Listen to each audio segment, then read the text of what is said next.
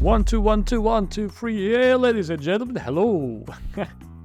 Throne and Liberty is a major MMORPG on the horizon right now. You can say it's Korean trash or pay-to-win game, but you will definitely play it if you like MMORPGs. I mean, come on. That's the one. And the second important thing, the game is so rapidly changing during the last 11 months from the launch. Like combat system, the new expansion, all the different things that developers are listening to the community and trying to implement right away.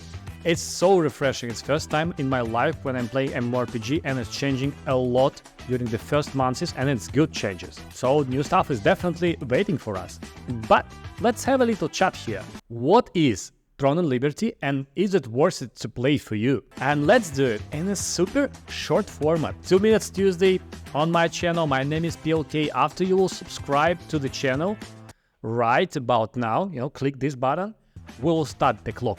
Boom. So, what is Throne and Liberty? It's a Korean medieval fantasy MMORPG highly focused on the mass-scale PvP. The PvP which is objective-oriented. It is a free-to-play game, which makes it super accessible for the wider audience. This game have PvE and PvP content, with a focus on PvP as I said. Combat system. The combat system is primarily top targeting, but includes element of action combat, like the skills with the area effects. But the most important thing that you have 7 types of weapons in the game, and you can combine 2 of them in the same time. You will have active skills, passive skills, and mastery skills from both of them. So when you ask the best tier list of the classes or which class is meta right now, you need to talk about 2 weapons in the same time, or even 3, but it's a different story. So for example, if you want to be a healer, one of the weapons definitely should be wand, because wand have these healing skills. But other weapons, you can have staff, so it will be hybrid with some damage and mana recovery and cool mage stuff. Yep. Or you can have bow and wand, which will be ultimate healer support with additional stuff, pushing your enemies back and healing your allies better. Or you can have wand and dagger, you get the point, right? So you will have tanks, you will have assassins, you will have range DPS, you will have melee DPS, and you will have supports and heals, like a normal MMORPG. And now, with the recent updates, like you said, a lot of updates in this game, you have a specialization for the skills. So each build for combination of weapons could be super different. You have fireball and I have fireballs.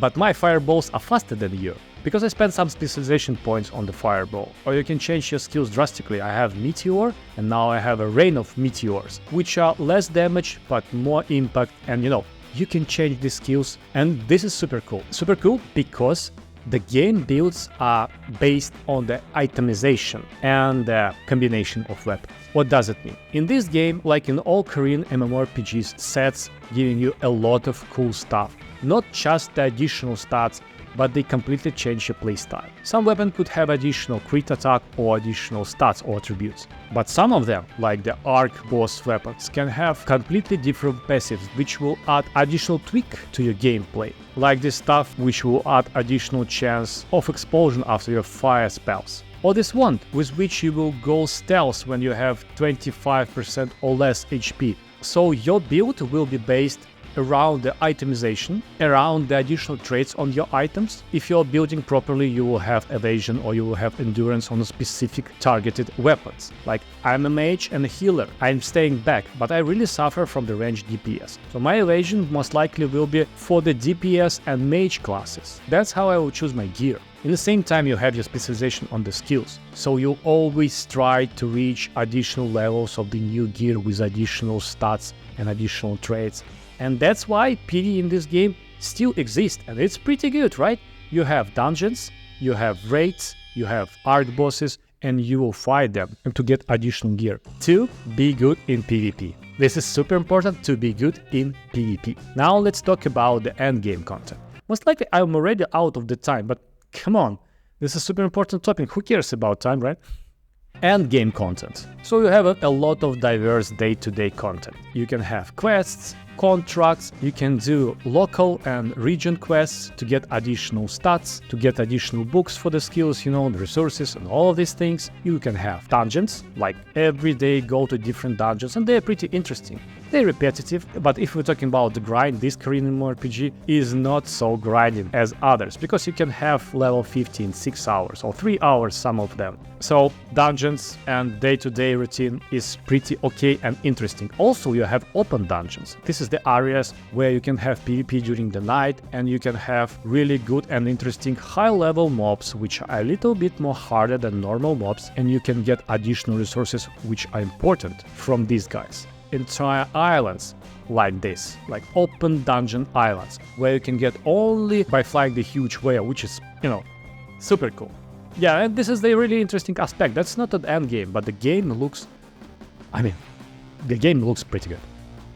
But the main focus of the end game of the game is PvP and guild activities. So you definitely need to find a cool guild to have these boomstone fights, huge sieges, huge sieges, 2,000-3,000 people at the same time siege the castle. This is something interesting, you can't find this in other games. So this is the game. This is the essential, the core of the Throne and Liberty. Gear progression, PvP and PvE to get this gear progression, right? Now, pay to win aspect. This is super important topic. Everybody is talking about that. Is this game pay to win or not? And yes, the answer is it's pay to win, which means you can buy Lucent. This is the currency for the auction, where you can buy all of the gear from people. You can buy Lucent by real money.